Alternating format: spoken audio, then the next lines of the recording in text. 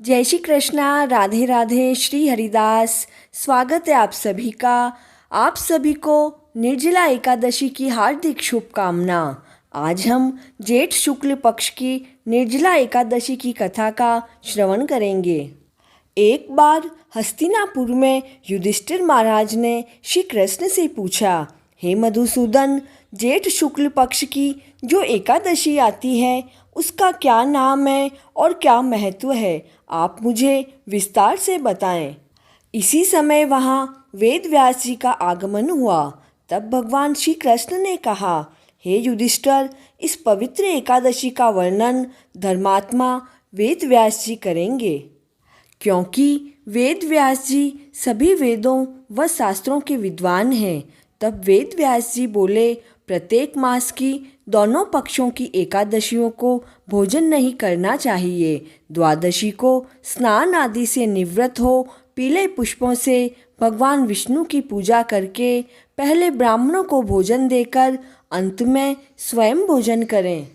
यह सुनकर पांडुपुत्र भीम ने कहा, हे पितामह, आप मेरी बात सुने। महाराज युधिष्ठिर, माता कुंती, द्रौपदी, अर्जुन, नकुल व सहदेव यह सभी एकादशी को भोजन नहीं करते हैं तथा मुझे भी भोजन नहीं करने को कहते हैं, किंतु मुझसे तो भूख सहन नहीं होती है।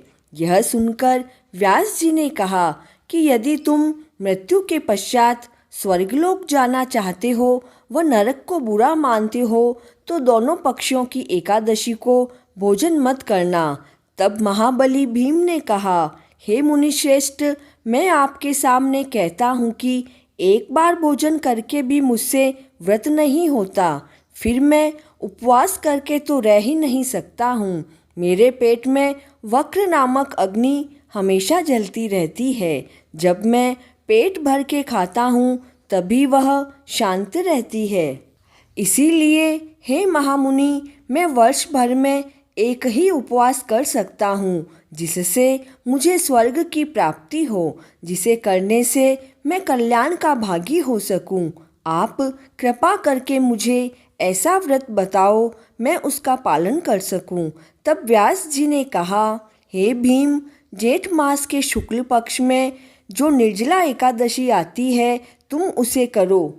इस एकादशी के दिन तुम पूर्ण निष्ठा से निर्जल व्रत करो। उस दिन केवल कुल्ला या आचमन करने के लिए ही मुंह में जल डाल सकते हो। उसके पश्चात और कोई भी जल मुंह में नहीं डालो, नहीं तो व्रत भंग हो जाता है। एकादशी के दिन सूर्योदय से लेकर दूसरे दिन के सूर्योदय तक मनुष्य जल ग्रहण ना करे, तभी यह व्रत पूर्ण होता है।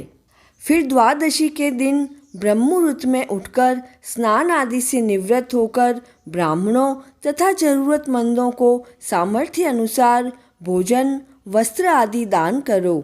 यह सभी कार्य होने पर ही भोजन करो।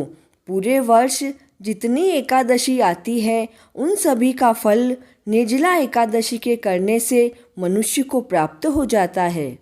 इसमें कोई संदेह नहीं है। भगवान श्री कृष्ण ने मुझसे कहा कि यदि मनुष्य सभी कुछ छोड़कर मेरी शरण में आ जाए और एकादशी को निराहार रहे तो वह सभी पापों से मुक्त हो जाता है। एकादशी व्रत करने वाले मनुष्य के पास विशालकाय, विकराल आकृति और काले रंग वाले दंड तथा पाशधारी भयंकर यमदूत नहीं आते हैं। अंतकाल में हाथों में शंख चक्र गदा धारण किए हुए भगवान विष्णु के पार्षद उस मनुष्य को विष्णु लोक ले जाते हैं। इसलिए निर्जला एकादशी को पूरे यत्न से उपवास करना चाहिए। हे कुंती पुत्र भीम, तुम निर्जला एकादशी को पापों को नष्ट करने के लिए पूरी कोशिश करके उपवास व भगवान विष्णु का पूजन करो। यदि किसी भी मनुष्य ने बड़े से बड़ा पाप भी किया हो तो वह एकादशी के प्रभाव से नष्ट हो जाता है।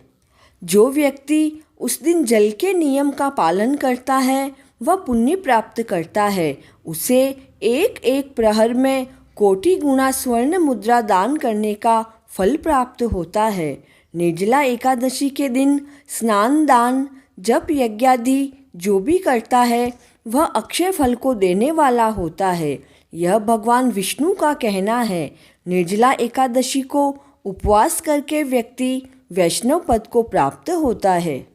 ब्रह्म हत्या, मद्यपान करने वाले, चोर, गुरु से द्वेष रखने वाले, झूठ बोलने वाले इस व्रत को करने से स्वर्गलोक को जाते हैं।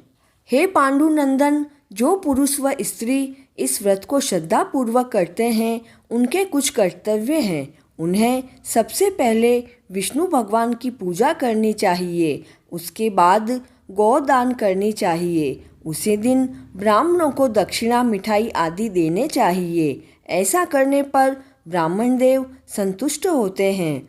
निर्जला एकादशी करने से मनुष्य अपनी पिछली 100 पीढ़ियों व आने वाली 100 पीढ़ियों का उद्धार कर देते हैं। निर्जला एकादशी के दिन अन्न, वस्त्र, छत्र, उपाहना, गो, पलंग, कमंडल आदि का दान करना चाहिए। जो मनुष्य निर्जला एकादशी की कथा को प्रेम पूर्वक सुनते हैं व सुनाते हैं वे स्वर्ग में निवास करते हैं।